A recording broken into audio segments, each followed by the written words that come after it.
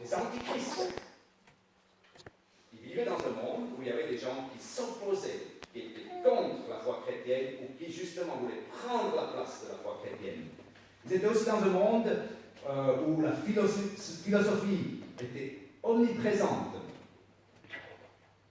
et qui voulait parfois détourner du but d'origine aussi. Les philosophies simplement aussi, il avertissait contre les attraits du monde de l'époque, de la modernité de l'époque. Il ne faut pas croire, il y avait à toute époque une modernité. Et il y avait des choses modernes pour eux qui voulaient les détourner de l'évangile. Alors, nous allons maintenant lire un de ces passages de l'évangile de Jean, je crois que c'était affiché tout à l'heure. Et une fois de plus, je dois dire, cela ne me semblait pas facile de faire une prédication. Parce que dans les textes de Jean, vous allez le voir, même pas chaque verset, pratiquement chaque phrase donne un sujet duquel on pourrait faire une prédication. La première phrase, c'est voyez quel amour le Père nous témoigne.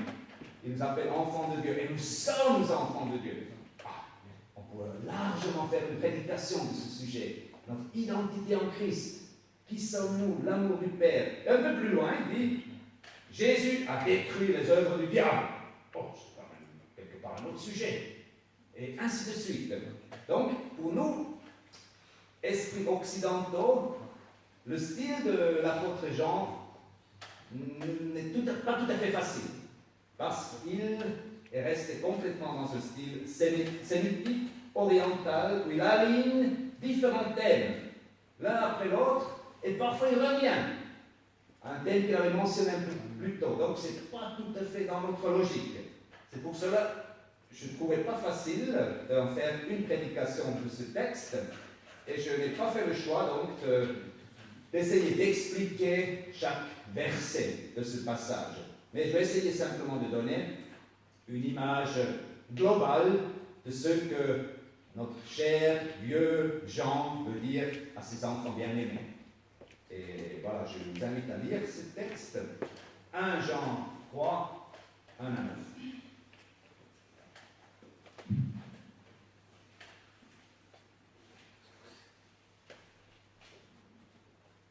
Alors l'important, c'est vrai, c'est le texte, écoutez-le. Puisqu'on a un représentant de l'Institut biblique que j'avais fait, ce n'était pas lui, mais il y avait un des professeurs introduisait régulièrement son cours avec cette phrase solennelle. Il était spécialiste de l'Ancien Testament et il nous disait l'important, c'est le texte, la parole, avant d'en faire des explications. Alors, écoutez aussi maintenant ce texte avant tout. Voyez, quel amour le Père nous a témoigné pour que nous soyons appelés enfants de Dieu. Et nous le sommes. Si le monde ne nous connaît pas, c'est qu'il ne l'a pas connu. Bien-aimés, nous sommes maintenant enfants de Dieu. Et ce que nous serons n'a pas encore été manifesté. Mais nous savons que, lorsqu'il paraîtra, nous serons semblables à lui, parce que nous le verrons tel qu'il est. Quiconque a cette espérance en lui se purifie, comme lui-même est pur. Quiconque pratique le péché transgresse la loi, et le péché est la transgression de la loi. Or, vous le savez, Jésus a paru pour ôter les péchés. Il n'y a point en lui de péché. Quiconque demeure en lui ne pratique pas le péché. Quiconque pratique le péché ne l'a pas vu et ne l'a pas connu. Petits enfants, que personne ne vous séduise. Celui qui pratique la justice est juste, comme lui-même est juste. Celui qui pratique le péché est du diable, car le diable pêche dès le commencement. Le Fils de Dieu a paru afin de détruire les œuvres du diable. Quiconque est né de Dieu ne pratique pas le péché, parce que la semence de Dieu demeure en lui. Et il ne peut pécher, parce qu'il est né de Dieu.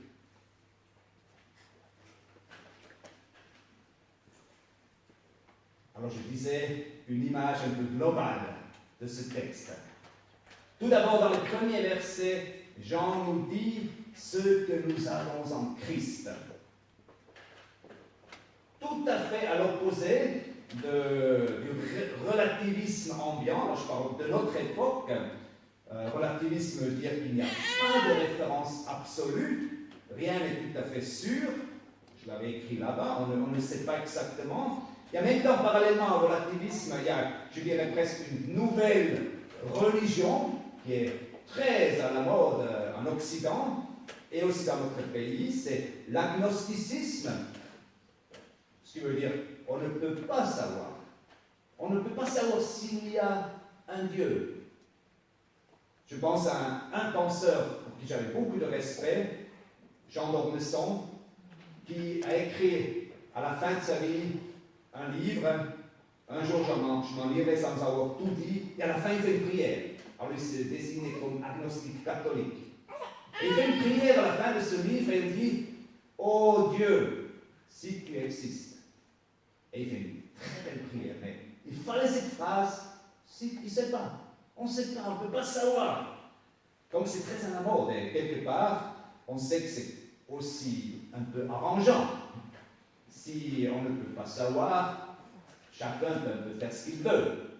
Et il ne peut pas avoir un Dieu qui est là, à qui il faudra peut-être rendre compte un jour. Donc, c'est relativisme, agnosticisme, c'est arrangeant. Et donc, tout à l'opposé de cela, notre cher apôtre Jean, chez lui, souffle un vent de certitude. Certitude. Je ne sais pas si la libraire est là. De certitude. À quelques pas plus loin, il y a notre librairie qui s'appelle Certitude. C'est parce qu'il y a des livres où on peut trouver des certitudes, mais il faut dire aussi que le nom certitude n'est pas très à la mode. Justement, dans l'ambiance que nous vivons aujourd'hui. Mais donc, tout à l'encontre de cela, Jean nous dit il y a certitude. Dans notre texte, et j'ai mis des petites affiches où il exprime toutes ces certitudes. Nous sommes des enfants de Dieu. Nous le sommes. Dans l'avenir, nous le verrons. Nous le verrons face à face. Nous serons dans la gloire de Dieu. Ce que nous ne savons pas encore exactement, c'est comment ce sera-ce. Ça, on ne peut pas, ça, Jean ne le savait pas non plus, et nous ne savons pas exactement non plus. Mais on le verra face à face. Il le savait. Nous savons que le péché pardonné, nous avons la vie éternelle. Jésus a détruit les œuvres du diable. Beaucoup de certitudes. Et un des versets très connus dans l'épître de Jean, chapitre 5, verset 13, où Jean dit « Je vous ai écrit afin que vous sachiez que vous avez la vie éternelle. Vous l'avez la vie éternelle. Vous qui croyez au nom du Fils de Dieu. » Et il y a bien d'autres passages. Jean avait vécu avec Jésus. Il l'a vu. Il était au pied de sa croix aussi. Jean était là, au pied de la croix, quand il est mort. Et Jean a vu Jésus ressuscité. Rappelez-vous de son introduction dans son épître. Je vais vous lire le verset 1 du chapitre 1. Ce qui était dès le commencement, ce que nous avons entendu, ce que nous avons vu de nos yeux, ce que nous avons contemplé et ce que nos mains ont touché.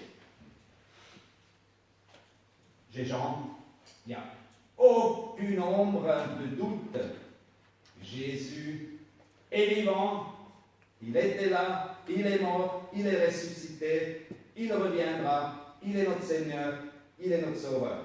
Aucune ombre de doute. Ce que dit Jésus aussi est vrai. Donc voilà ce qu'il rappelle dans ces premiers versets de notre passage, dans les 3 premiers versets. Il rappelle toutes ces certitudes. Et il nous dit, tous ces biens spirituels sont à vous. Vous avez accès. Cela vous appartient. Comme moi, je suis là, près de ces certitudes, sur cette estrade où j'ai mis ces petits papiers. Cela nous appartient. Mais, et ça c'est la deuxième partie du texte, attention, il y a des pirates. Il y a des pirates. il y a des forces, des enseignements, des séducteurs qui voudraient détourner du but, qui voudraient vous voler ces certitudes et vous séduire. Verset 7. Petits enfants, que personne ne vous séduise. Quand vous ne vous laissez pas séduire. Quelque part, les choses sont donc tellement claires. Celle, et ça c'est maintenant le sujet qu'il traite essentiellement, celle qui connaît Jésus et qui vit avec lui, ne s'adonne plus consciemment au péché. Mais il fera tout pour y résister. Vous avez remarqué que l'accent est vraiment mis là-dessus, sur ce passage, cette opposition, et on l'a, je dirais, typiquement dans les écrits de Jean, ces oppositions claires et nettes, ce sujet péché, ne pas pécher. Verset 8. Celui qui pratique le péché est du diable, car le diable pêche dès le commencement. Verset 9. Quiconque est né de Dieu ne pratique pas le péché, parce que la semence de Dieu en lui. Alors pourquoi Jean insiste tellement sur ce sujet? Péché, ne pas pécher. Qui vise-t-il? Est-ce qu'il vise là, justement, un de ces pirates que j'ai mentionné? Je le crois. Très probablement, et cela avait été dit déjà dans d'autres messages que nous avions sur l'Épître de Jean, il avertit contre un courant de pensée qui était très en vogue à cette époque-là, c'était le gnosticisme ou la gnose. Ça vient du mot grec gnosis, qui veut dire connaissance. Alors, il y avait effectivement beaucoup de courants autour de ce gnosticisme, et c'est pas facile du tout même d'avoir une vie ensemble de ce mouvement, parce qu'il y a peu d'écrits aussi, mais une chose caractérisait vraiment ce mouvement, c'était cette grande séparation entre le spirituel et le matériel. En gros, on peut dire, il disait que voilà, l'esprit, notre esprit, est en connexion avec le monde spirituel. Le Dieu, ou les dieux, ou des forces, donc c'était très mystique aussi. Notre esprit, par la connaissance, peut accéder à cette spiritualité. Par contre, le corps, le matériel est mauvais, est à rejeter. D'une certaine manière même, l'esprit de l'être humain est enfermé, emprisonné dans ce corps. Et certains disaient, ce corps charnel est tellement mauvais que de toute façon, il ne peut pas changer. Il ne peut pas être réformé. Il est voué au mal. Donc vous voyez, on dévie déjà de l'Évangile. L'Évangile qui nous appelle à la conversion, à la nouvelle naissance, à une nouveauté de vie. Eux, ils disaient, c'est pas la peine. Et certains allaient tellement loin pour dire, on peut démontrer le mépris de cette chair carrément en la livrant à la débauche. Et il y a beaucoup de débauche dans ce milieu gréco-romain où la prostitution était omniprésente, les orgies et beaucoup de choses. Et donc, nous y voilà. Vous remarquez pourquoi Jean oppose tellement ces choses. Certains de ces gens adeptes au gnosticisme se sont infiltrés dans les églises. Très tôt aussi, avec des enseignements sur Jésus. Ils faisaient aussi cette séparation entre ce Jésus spirituel et matériel, des choses assez farfelues. Donc il y a eu une introduction dans l'Église. Et certains disaient, oui, on peut avoir une spiritualité, une vie spirituelle, et en même temps, on peut demeurer dans une vie dépravée, immorale. Voilà le danger contre lequel Jean écrit. Et il dit très clairement, non, ça ne marche pas comme ça. Ce n'est pas cela. On ne peut pas, les deux choses ne peuvent pas aller de pair, spiritualité et vie dans le péché. On ne peut pas prétendre avoir une vie, une relation avec Jésus et en même temps demeurer dans le péché. Verset 6. Quiconque demeure en lui connaît Jésus, qui vit avec Jésus, ne pratique pas le péché. Quiconque pratique le péché ne l'a pas vu et ne l'a pas connu.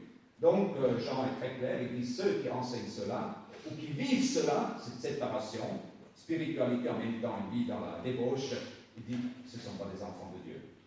Ils ne sont pas de vous. Ce ne sont pas des enfants de Dieu. Ensuite, il démontre clairement, dans la foi chrétienne, spiritualité et vie pratique ne peuvent pas être séparées de cette manière. Spiritualité et éthique ne peuvent pas être séparées. Et je suis très heureux qu'on ait une série de messages aussi sur l'éthique. Comment vivre comme chrétien dans ce monde? Malheureusement, je n'ai pas pu être là la semaine dernière, mais il y a cette série, c'est tellement important. Les biens spirituels que Jean décrit, nous avons accès à ces choses spirituelles doivent trouver leur reflet, doivent devenir visibles aussi dans notre vie pratique. Et donc, nous arrivons quelque part à cette question, mais justement, qu'est-ce qui nous influence? Par quoi laissons-nous nous influencer? Qu'est-ce qui nous nourrit? Est-ce que c'est le spirituel, ce que nous avons? Qu'est-ce qui dirige notre vie? Est-ce que c'est ces valeurs spirituelles, ce que nous avons en Jésus-Christ? Ou est-ce que c'est plutôt ce côté-là? J'ai mis aussi quelques affiches là. Est-ce que c'est cela qui nous nourrit? Qu'est-ce qui nous nourrit? Le Seigneur nous dit que nous pouvons résister contre... Ça, c'est le côté des pirates, là. Je vais mettre beaucoup plus de choses. Là, je suis un peu dans le ciel, déjà. Jean nous dit que nous pouvons... Dieu nous donne la force et nous donne les moyens de résister contre les pirates, contre ceux qui veulent nous séduire, les choses qui veulent nous séduire et éloigner de l'Évangile. Parce que l'Esprit Saint habite en nous. Verset 9. Quiconque est né de Dieu ne pratique pas le péché, parce que la semence de Dieu demeure en lui. Voilà une autre image que Jean utilise pour le Saint-Esprit, la semence de Dieu, l'Esprit qui nous a été donné. L'apôtre Paul le dit un peu autrement, mais c'est en lien. Il parle du fruit de l'Esprit. Une semence porte du fruit, le fruit de l'Esprit. Et le fruit de l'Esprit, c'est beaucoup d'éthique, hein, c'est pratique. Et on voit comme dans le fruit de l'Esprit, le spirituel et le pratique vont carrément de pair. Je vous mentionne ce que Paul dit sur le fruit de l'Esprit. Et amour, joie, paix, patience. C'est très pratique tout ça. Bienveillance, la foi, la douceur, la maîtrise de soi. Comme nous voyons, nous ne pouvons pas séparer ces deux choses. C'est vrai, un fruit grandit, on ne peut pas le forcer, et ça prend du temps, il grandit dans la relation avec le Seigneur. En même temps, il n'y a pas non plus dans ces choses spirituelles automatisme. Du genre, nous sommes, je disais, il faut être, qu'est-ce qui nous nourrit? Est-ce que nous sommes connectés au spirituel, à ces valeurs spirituelles que j'ai mentionnées là sur ces petits papiers qui mentionnent le texte? Nous sommes connectés, alors puisque nous sommes connectés, automatiquement, nous ne ferons plus le mal. Est-ce qu'il y a automatisme? Comme des robots, nous ne ferons plus le mal. Et là, encore une fois, je veux dire, non, nous ne sommes pas des robots, nous avons toujours le libre choix, nous avons une volonté. Et Jean le sait, Jean aussi évidemment le sait, et il fait appel à la volonté de l'être humain. Ça, c'est au milieu de notre paragraphe. Donc, il présente les biens, après il fait cette opposition impossible entre une vie dans le péché et une vie spirituelle. Au milieu, il y a cet appel à la volonté qui est le verset 3. Quiconque a cette espérance en lui se purifie comme lui-même est pur. Quiconque a cette espérance en lui connaît ces choses que Dieu nous a promis, il va se purifier.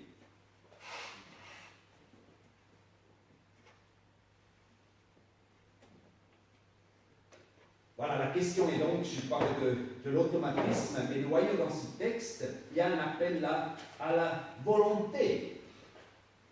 Celui qui a ces choses, c'est une attitude active, il a le désir de rester pur. Et on peut dire, si on connaît cela, la vie éternelle, la gloire qui nous est promise, le Seigneur qui nous aime, nous allons tout faire pour honorer cet appel, pour honorer notre Seigneur et veiller à mener une vie pure. Et d'ailleurs, beaucoup, ou une transcription moderne de la Bible traduit ce verset justement comme ça. Celui qui a cette espérance, eux, ils vont veiller à leur pureté. C'est quelque chose d'actif, veiller. Justement, c'est faire attention, pirate. Là, il y a appel à notre volonté. Donc, cette personne ne peut pas consciemment et en toute bonne conscience demeurer dans une vie de péché. Alors là, ce serait le moment maintenant, il faudrait analyser la notion du terme péché. Qu'est-ce qu'il veut dire? Et je reste encore tout à fait proche de notre texte. Jean dit simplement, le péché, c'est la transgression de la loi. Il fait allusion à la loi. Les 10 commandements, la loi de Moïse, verset 4. Donc, si il parle de péché, nous pouvons penser à cela, les 10 commandements. Par exemple, pas de faux témoignage. Donc, on peut dire, celui qui aime Jésus, qui vit avec Jésus, il ne peut pas demeurer dans une vie de mensonge, de tricherie. Ou encore, si on reste avec les 10 commandements, celui qui aime Jésus, qui veut honorer Jésus, ne peut pas rester dans une attitude de vol, de dérober des choses, de tricherie. Celui qui aime Jésus ne peut pas consciemment demeurer dans des relations adultères. Celui qui aime Jésus, il est dit dans la loi, tu ne commettras pas de meurtre. Celui qui aime Jésus et vit avec Jésus ne peut pas demeurer dans une attitude de haine, de mépris, peut-être de paroles dures, de jugement, qui peuvent tuer. C'est ce que nous dit ici Jean. Celle qui a accès à ses biens spirituels veut régler sa vie, doit mettre en ordre sa vie s'il y a péché. Et il le peut. S'il y a péché dans notre vie, nous pouvons régler les choses. Chapitre 1, le verset 9. Si nous confessons nos péchés, il est fidèle et juste pour nous les pardonner et pour nous purifier de toute iniquité. Voilà, c'est évidemment ce message fort que je voudrais nous laisser aussi ce matin. C'est pour ça que j'ai introduit aussi avec cette pirate. S'il y a dans nos vies des choses qui ne vont pas, s'il y a souffrance dans nos vies, peut-être péché, on le sait, on peut régler les choses. On peut régler les choses. Qu'est-ce qu'il est bon alors de confesser nos péchés au Seigneur d'abord. Mais peut-être nous avons besoin d'aide. Peut-être nous devons aller voir quelqu'un et dire, là j'ai quelque chose, là il y a un pirate qui a pris la direction de ma vie, je veux en parler. Donc je vous invite vraiment à aller vers quelqu'un en qui vous avez confiance, un frère, une sœur, le pasteur de l'église ou quelqu'un des responsables pour dire je dois parler, je veux régler telle ou telle chose. Jean nous invite, on peut le faire. En même temps, il dit non, vous ne pouvez pas demeurer dans cette attitude de péché. Voilà. Je pourrais terminer là, mais je vais ajouter quand même, parce qu'on a discuté avec les uns et les autres, un petit aspect, une question de doctrine, qui a trouvé dans ce passage une source, entre autres, une source, voire un appui fort pour définir une doctrine spécifique. C'est simplement la question, mais si on est né de nouveau, si on est chrétien, est-ce qu'on peut encore pécher? Je n'avais pas seulement envie de dire, qu'est-ce que vous en pensez? Mais le texte le dit, verset 9, c'est celui qui est né de Dieu, il ne peut pécher. Alors il y a eu des mouvements évangéliques en Europe et aux États-Unis au 19e, 20e siècle qui ont enseigné cela. Celui qui est en Christ ne peut plus pécher. Et j'imagine qu'aujourd'hui, alors je n'ai pas poussé les recherches assez loin, mais j'imagine qu'aujourd'hui, dans les églises plus récentes, en Asie, en Afrique et ailleurs, je suis presque sûr que cet enseignement circule toujours encore.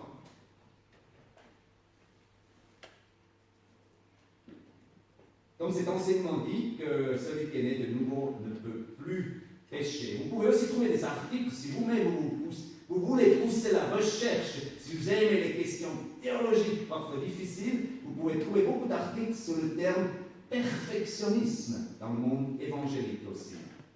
Alors bien sûr, cet enseignement part d'une bonne intention, comme très souvent d'ailleurs.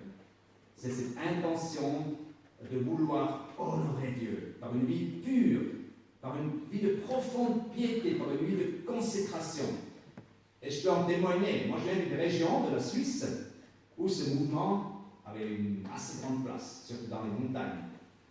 Et on avait, même dans mon village, des gens qui faisaient partie de ce mouvement, et c'était des gens très consacrés, très ancrés dans la Bible, très pieux, mais très séparés de tous les autres. Et parfois je suis triste aujourd'hui parce que nous, évidemment, quand on veut être tellement parfait, il y a aussi le légalisme qui s'introduit très vite. Et ces enfants, les filles devaient porter des jupes jusqu'en bas, des cheveux jusque là. Certains même portaient un chignon comme filles. Et nous, dans mon village, on ne s'intéressait pas du tout à ces gens. Pourtant, ils connaissaient Jésus. On dit que c'est une secte, ça ne nous intéresse pas. Mais c'était des gens très très pieux. Voilà donc, bonne intention, une vie pure dans la piété. Mais cet enseignement allait tellement loin, chez certains, ils disaient que dans le Notre Père, la cinquième demande, elle n'est plus pour nous. Pardonne-nous nos offenses. C'était enseigné, puisqu'on n'a plus péché. Et je me souviens aussi, de un moment donné, c'était à l'Institut biblique, on parlait de ce mouvement, je crois que là c'était plutôt en Allemagne du Sud, où un des représentants disait défendre sa position. Oui, je vous dis, alors je ne sais plus le nombre des années, je vous dis, dans les 15 ou 20 dernières années, je ne me souviens plus d'un seul péché dans ma vie. Wow. C'était peut-être son premier péché, de dire cela. Péché d'orgueil. Donc vous voyez, c'était quand même quelque chose qui était assez répandu. Mais on peut s'imaginer, donc il y a évidemment une bonne intention, mais on peut s'imaginer le fruit de tel enseignement. D'un côté, cette piété, grande piété, mais de l'autre côté, une grande culpabilisation de celui qui n'arrivait peut-être pas à ce niveau, de celui qui avait des problèmes, beaucoup de culpabilité. D'un côté, de l'autre côté, beaucoup d'hypocrisie aussi. Pour ceux qui disaient, voilà, je ne pêche pas, en même temps, ça avait peut-être un esprit de jugement, de dureté envers les autres.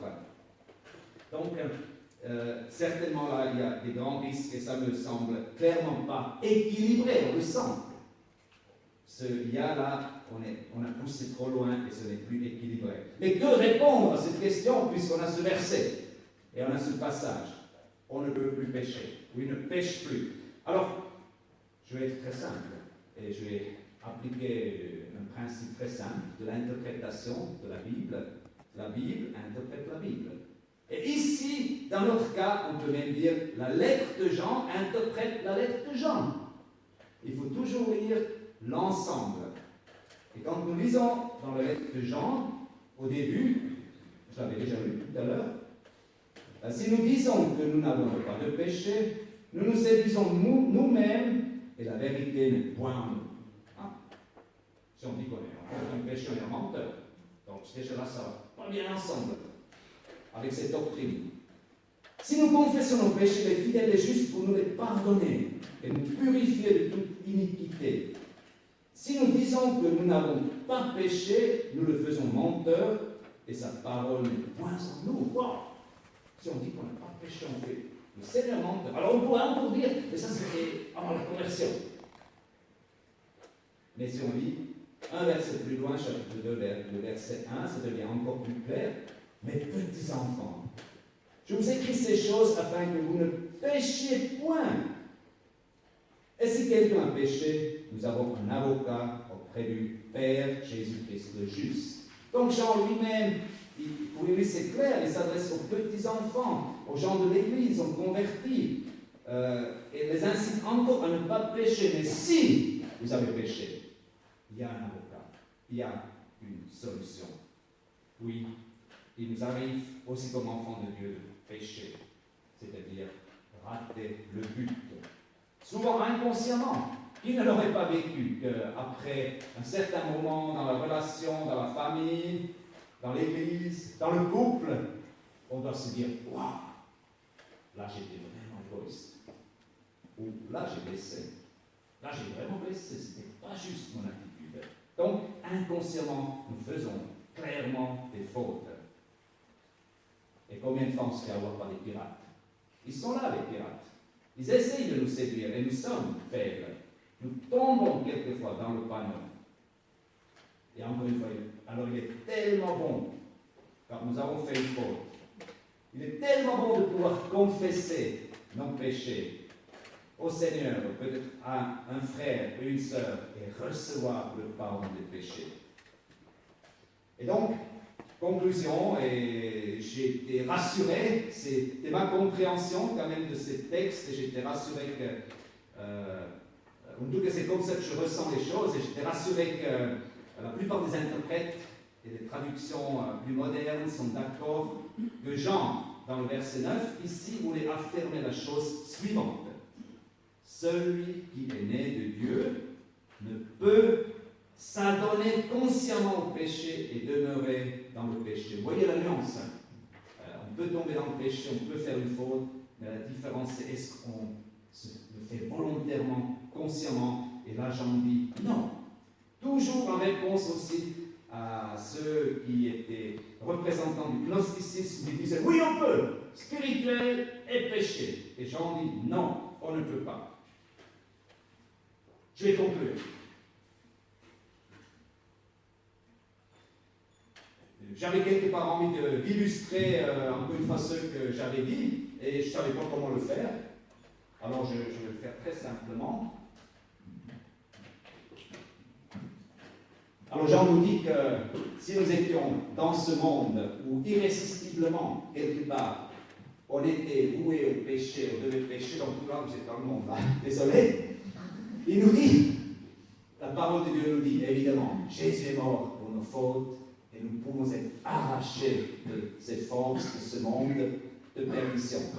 Donc, nous rentrons en relation avec tous ces biens, la mort de Jésus à la croix, ce que nous serons, vous ne l'avez pas vu celui-là là-bas, la gloire, ça vient, elle nous attend, ce que nous serons, la gloire auprès de Dieu. Nous sommes propriétaires de ces choses par la grâce de Dieu.